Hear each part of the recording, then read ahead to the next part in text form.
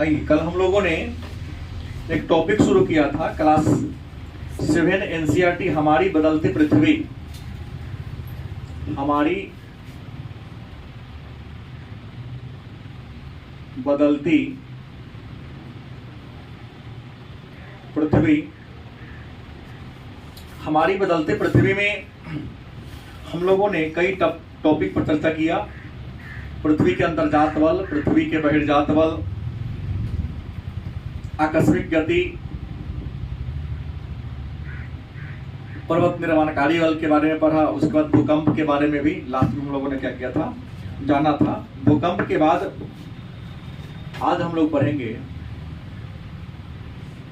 ज्वालामुखी। क्या पढ़ेंगे?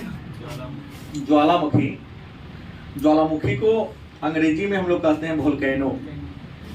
क्या कहते हैं? ज्वालामुखी को अंग्रेजी में क्या कहते हैं? वोल्केनो कहते हैं। मन में एक प्रश्न होगा, ये ज्वालामुखी क्या है या ज्वालामुखी कहते किसे? तो आप सभी जानते हैं कि ज्वाला का मतलब होता है आग और मुखी का मतलब होता है मुख। मतलब वह मुख या वह मुंह जिससे क्या निकलता हो, आग निकलता हो, ज्वाला निकलता मतलब आग निकलता हो, उसी को हम कहते हैं ज्वालामुखी। अब प्रश्न है कि ये ज्वालामुखी फटता कब है?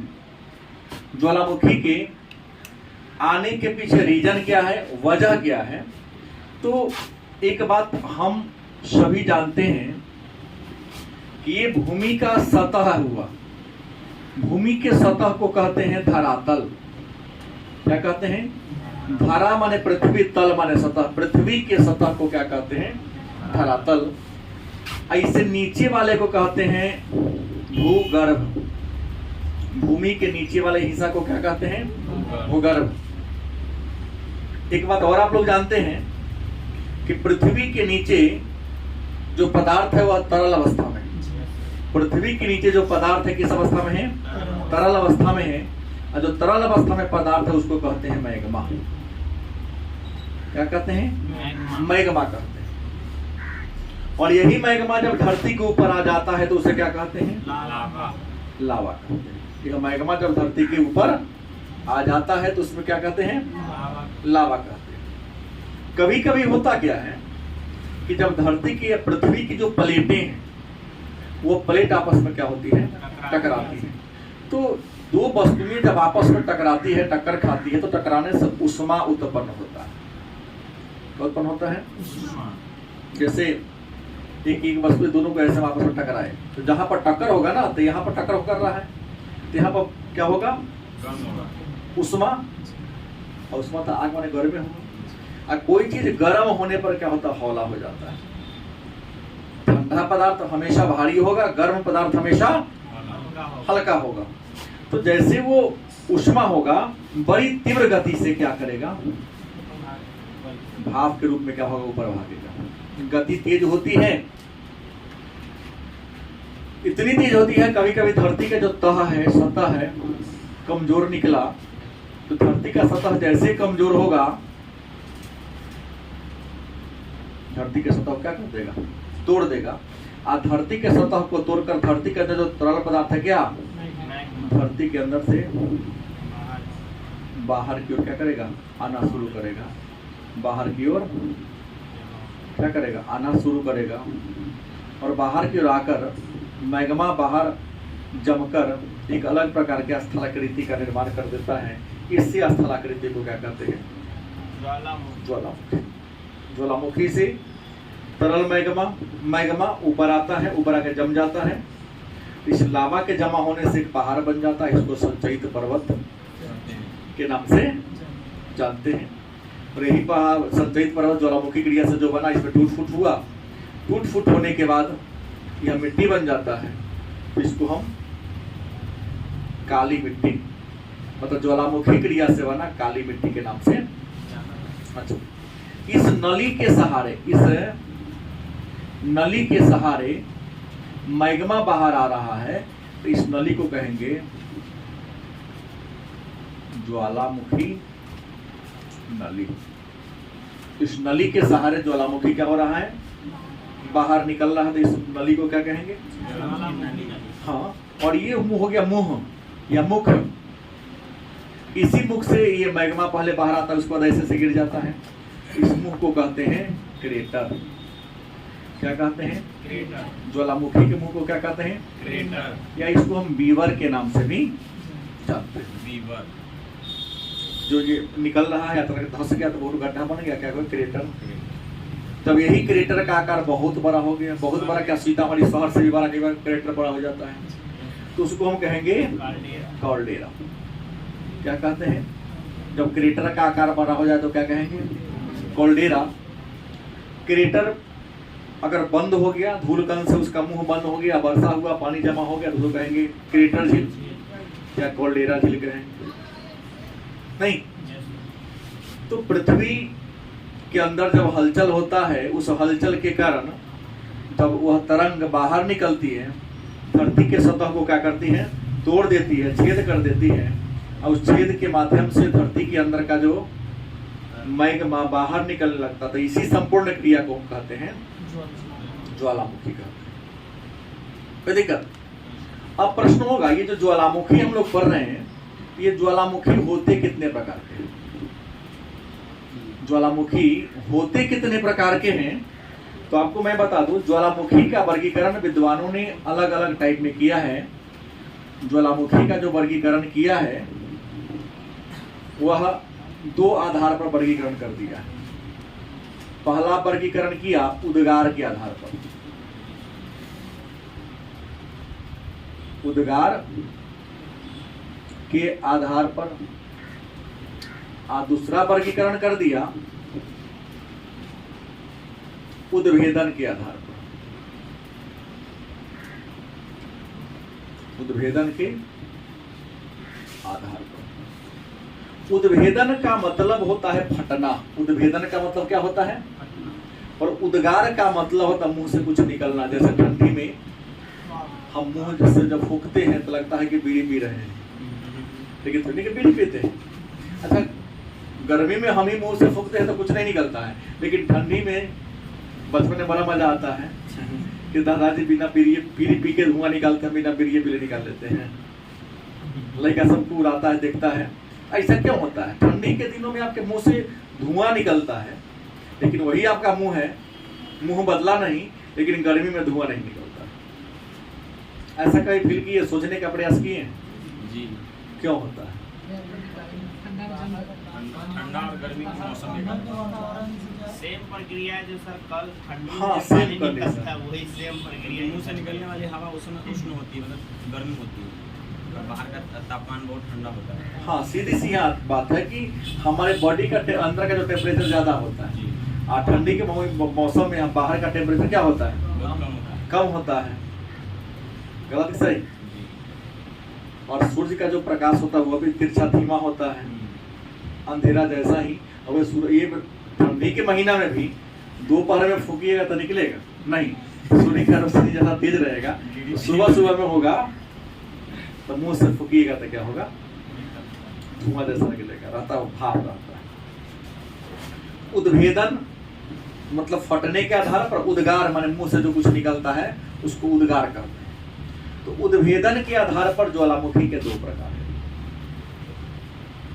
उद्भेदन के आधार पर ज्वालामुखी के दो प्रकार हैं, और उद्गार के आधार पर ज्वालामुखी के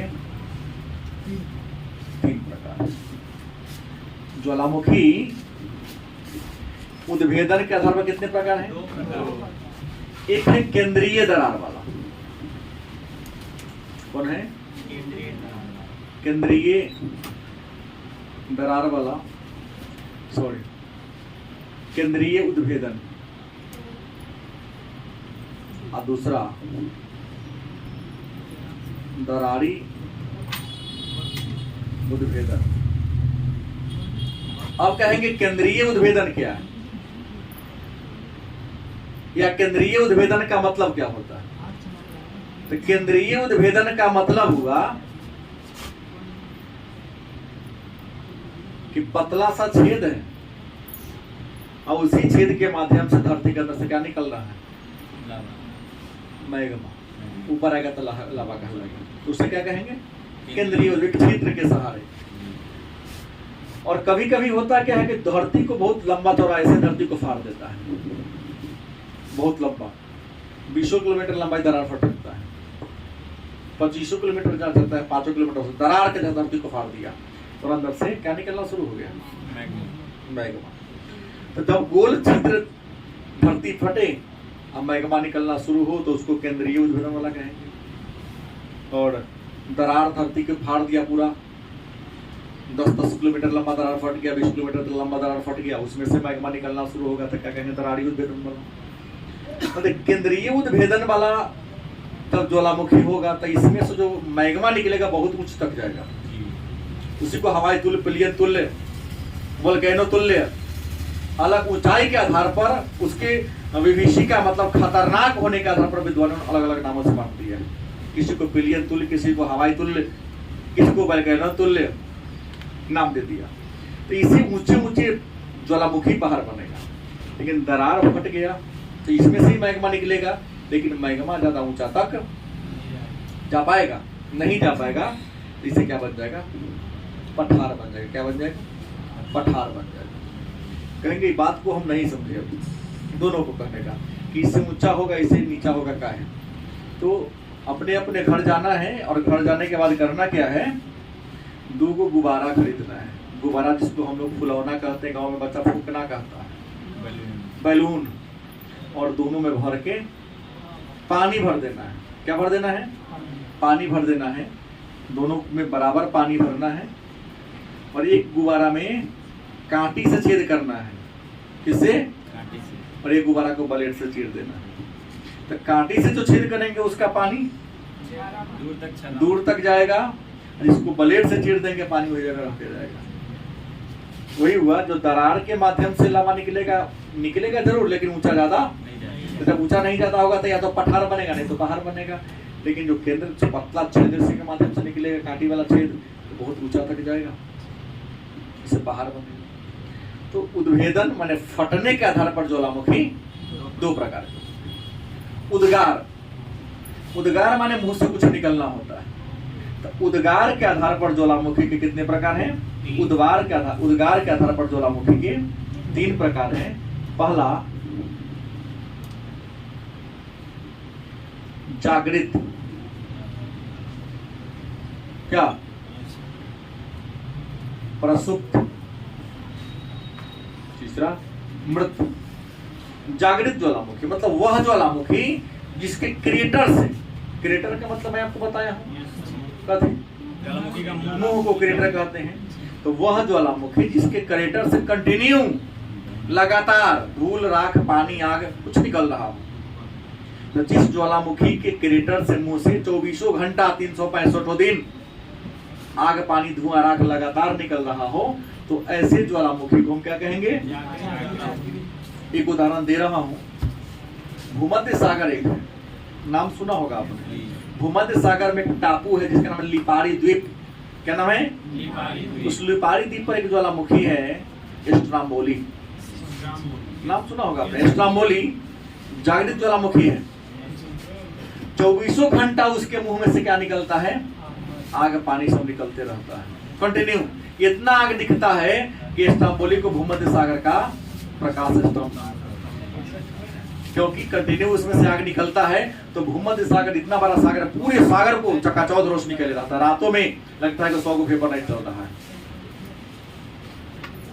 आज जहाज उसके 50 किलोमीटर दूरी में क्रॉस करता है, तो उसके आगे से जहाज झुलसा देगा, कितना तेज होता है। जैसे धरती में एक जगह आग लगी है, पता है ना आप लोगों को, हमारे पृथ्वी एशिया महादेश में ही एक ऐसा जगह है अरबियन क्षेत्र में जहां धरती में क्या लगा हुआ है, आग लगा हुआ। 1967-68 में आग लगा था, आज तक आग लगले। किसी ने बुझाने का प्रयास किया नहीं, अब बुझाने का प्रयास करेगा तो सफलता मिलेगी। वैज्ञानिक लोग प्राकृतिक गैस की खोज कर रहे थे, वही मीथेन गैस का रिसाव हुआ कि साइंटिस्ट ने उसमें सलाई मार दिया, क्या होगा, जल जाएगा। क्योंकि उसे क्या पता लगा कि इधर पूरा गैस ही गैस, आग पकड़ आज तक जल ही रहा है। डिस्कवरी वाले गए थे, उससे 48 किलोमीटर दूर था, लेकिन फिर भी गर्माहट इतनी थी, कहा कि फोटो खींचवाना मेरे बस की बात नहीं है। पूरे रेगिस्तानी इलाका है एशिया में। अब उसको बंद करना है तो सीधा समुद्र का पानी उधर मोड़ना होगा। जो देश में हुआ बंजर टापू है तो काहे को ऊपर पीछा खर्चा करने जाएगा। और पूरा विश्व अगर गिरेगा तभी समुद्र का मुख उधर मुड़ेगा। एक बार में समुद्र का पानी जाएगा कंटिन्यू, क्या कहेगा 100 को बोरिंगे खोल दे भाई। रेगिस्तान में तो पानी है तो बोरिंग आएगा कहाँ से, क्या। तो जागृत ज्वालामुखी वह ज्वालामुखी है जिसके मुंह से हमेशा क्या निकलता है, उद्गार होता रहता है। प्रसुप्त जो पहले जागृत था लेकिन किसी कारण से सूत गया है, लेकिन कभी कभी 100, 2 साल, 50 साल, 20 साल पर फुफकार मारते रहता है। नहीं, जैसे नींद इंसान को पड़ता है, मुंह काटे वाला लोग नहीं, तो सुतल रहेगा लेकिन कभी कभी जोर जोर से ब्लड प्रेशर की बीमारी है तो मुंह ना खोल के बजाते रहेगा। तो सोया हुआ है वो, लेकिन क्यों फिर जगेगा इसकी कोई गारंटी। जगेगा तो फिर अगल बगल के इलाका को नाश कर देगा। कुछ ऐसे भी ज्वालामुखी है जिसकी क्रेटर का मुंह, क्रेटर राख से, धूलकण से क्या हो गया है, भर गया है। मतलब उद्गार देना क्या कर दिया है, दोबारा उद्गार होने की भी कोई संभावना। तो ऐसे ज्वालामुखी को क्या कहेंगे, मृत ज्वालामुखी के नाम से। एक बात और है, ये जो ज्वालामुखी क्रिया है, ज्वालामुखी क्रिया से कुछ आकृति का निर्माण होता है। ग्रेजुएशन में जाएंगे, ज्योग्राफी नोट्स लेंगे ना, तो पूछता है कि ज्वालामुखी क्रिया से बने स्थलाकृतियों का नाम लिखें। दिखाता है ज्वालामुखी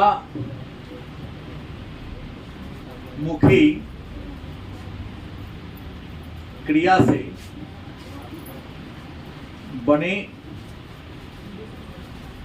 स्थलाकृति, मतलब जब ज्वालामुखी फटता है जो आकृति बनता है उसी आकृति के बारे में चर्चा करना। तो ज्वालामुखी क्रिया से 2 प्रकार की आकृति बनता है। पहली आकृति कहाँ बनता है,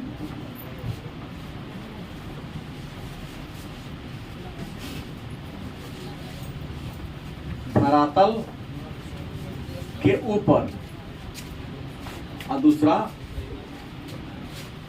धरातल के नीचे। मतलब ज्वालामुखी क्रिया से जिस आकृति का निर्माण होता है, आकृति 2 प्रकार का होता है। एक धरती के तौरे में आकृति बन जाएगा, एक धरती के ऊपर बनेगा। तो धरती के ऊपर क्या क्या बनेगा, तो धरती के ऊपर तो सबसे पहले आपने कहा दिया क्रेटर बनेगा। क्या बनेगा, क्रेटर का आकार बढ़ जाएगा तो क्या कहलाएगा, कोल्डेरा बनेगा। फिर स्टैग बन जाएगा। स्टैग क्या होता है, तो जो क्रेटर में कोई चट्टान आके जब खड़ा हो गया, बांस की तरह खड़ा हो गया। उल्टा बता रहे हैं, ऊपर नीचे सॉरी लिखा गया है, ऊपर का सही, हमको नीचे वाला लिखना चाहिए था। यहाँ हमने क्या होगा, ऊपर क्या बनेगा, क्रेटर, कोल्डेरा बन जाएगा, स्टैग बन जाएगा। मतलब ज्वालामुखी क्रेटर है, क्रेटर में ना होता है खंभा जैसे जम गया, निकल रहा था, ठंडा अचानक पड़ गया, मतलब क्या बोलते हैं उसको, मैग्मा जम गया, तो जमा कठोर की खड़ा हो गया, तो स्टैग किसको कहेंगे। फिर ज्वालामुखी शंकु, शंकु में तो क्या ऐसा आकार ना बन जाता है। फिर मिश्र शंकु,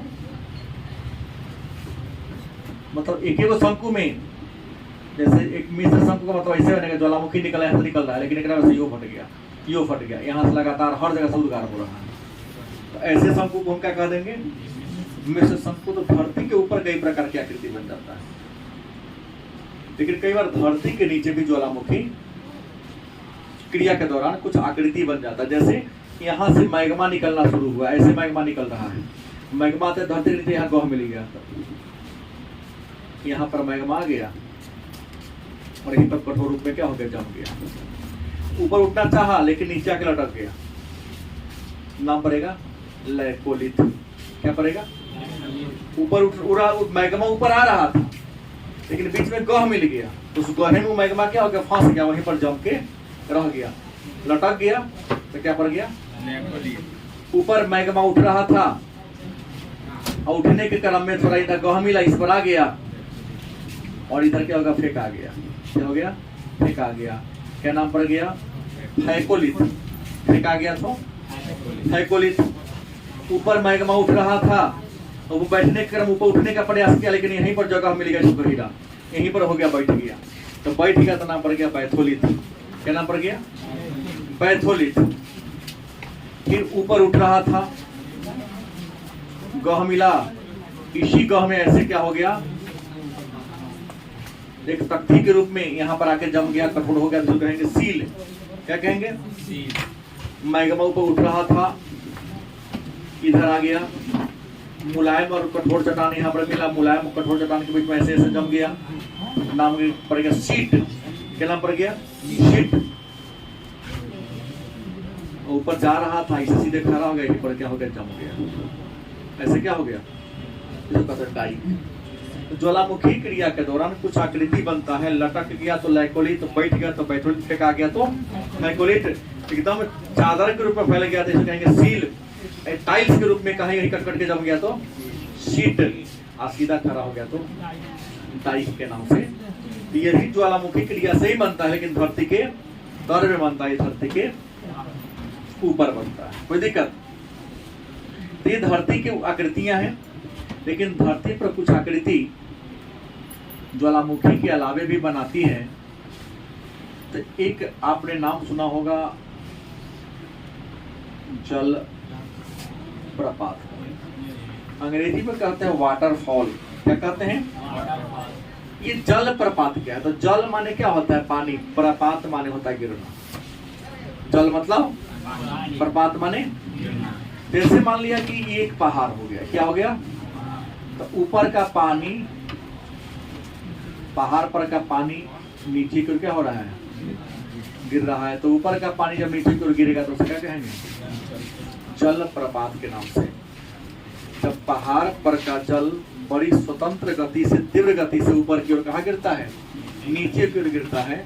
तो जल का ऊपर से नीचे की ओर गिरना क्या कहलाता है? जल प्रपात। अंग्रेजी में क्या कहते हैं? वाटरफॉल के नाम से भी जानते हैं। तो ये भी एक आकृति होता है। और धरातल के बदलते स्वरूप में सबसे महत्वपूर्ण आपने नाम सुना होगा नदी का। क्या सुना होगा? नदी भी अपर्दन, परिवहन और निक्षेपण का कार्य करती है। नदी भी अपर्दन का भी काम करती है, परिवहन का भी काम करती है और निक्षेपण का भी काम करती है। नदी के अपर्दन, परिवहन और निक्षेपण से कुछ आकृति बनती है। जैसे नदी ऐसे प्रवाहित तो आगे बढ़ रही थी, मान लिया रास्ता में एक कठोर चट्टान में नदी ऐसे क्या हो गया? घूम गया, और पुनः ऐसे मुलायम मिला तो ऐसे बहना क्या हो गया? शुरू हो गया। नहीं, तो नदी ऐसे बहती जा रही थी, यहाँ पर मिल गया कठोर चट्टान, लेकिन नदी इधर की चाहे इधरों घूम सकती है, जिधर मुलायम चट्टान मिलेगा घूम जाएगी, काटते हुए नदी अपन आगे बढ़ गया। लेकिन नदी का पानी तो सीधा ऐसे आ रहा है, बार बार यहाँ धक्का मारेगा, बार बार यहाँ क्या करेगा? धक्का मारेगा। धक्का मारते मारते एक समय ऐसे आएगा जो पूरे पहाड़ी को तोड़ देगा। हल्का हल्का लंबा समय लगेगा, थोड़ा थोड़ा करते करते पहाड़ को क्या कर देगा? अब पहले इधर से घूम के जा रहा था, अब सीधा बहना शुरू हो जाएगा। तो यहाँ बीच में जो खाली जगह, यहाँ पर पानी क्या हो जाएगा? भर जाएगा ना। तो नदी सीधा बहने लगा, लेकिन नदी ने इसको, पहले रास्ता इसे घूम के था तो इसको परित्याग कर दिया, मतलब छोड़ दिया। एक प्रकार झील बन गया, छोड़ दिया, झील नाम पड़ेगा क्षारण झील। परित्याग कर दिया तो कुछ लोग इसको परित्यक्त झील भी कहते हैं। देखने में चाप के जैसा लग रहा था, जिसको हम चाप झील भी कहते हैं। सर अभियांत्रिकी झील किसको कहते हैं? अभियांत्रिकी झील वो तो यांत्रिक क्रियाओं के द्वारा बनता है। जैसे जल प्रपात हुआ, पानी ऊपर से क्या होगा? नीचे गिरेगा, और जहाँ पानी गिरेगा वहां पर गहीर बनेगा कि ना बनेगा? तो अभी तक कुंड बन गया ना।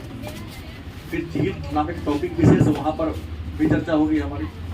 ये झील बन गया, तो ये छोड़ दिया नदी ने, इसलिए पड़ गया क्षारण, परित्याग कर दिया। प्रत्येक कुछ लोग चाप झील, इसी को कुछ लोग कहते हैं गोखुर झील। गाय के पैर के, गाय के खुर के समान बन गया, तो इसलिए इसका नाम पड़ गया गोखुर झील।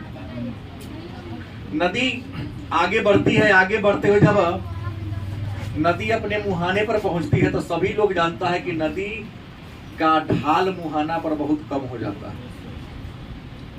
नदी का ढाल मुहाना पर बहुत कम हो जाता है। मुहाना कहते किसे?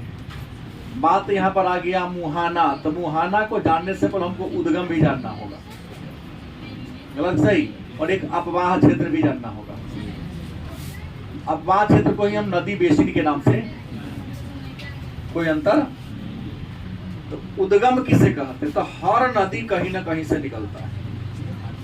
आप सब अपने घर से आए हो तो आपका उद्गम क्या होगा? घर।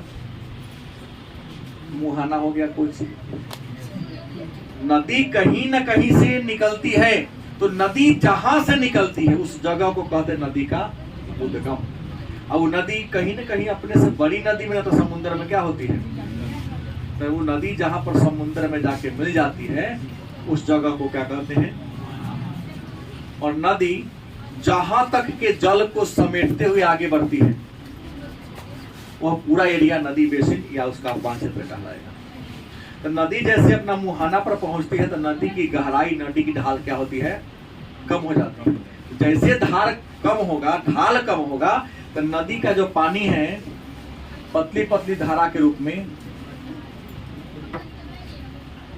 क्या जी मुहाना पर ऐसे बढ़ना क्या होता है, शुरू हो जाता है। इसको कहते हैं नदी द्वितरिका। क्या कहते हैं? मुहाना पर नदी सांप की तरह ऐसे ऐसे पतली पतली धाराओं के रूप में आगे बढ़ने लगे तो क्या कहेंगे हम?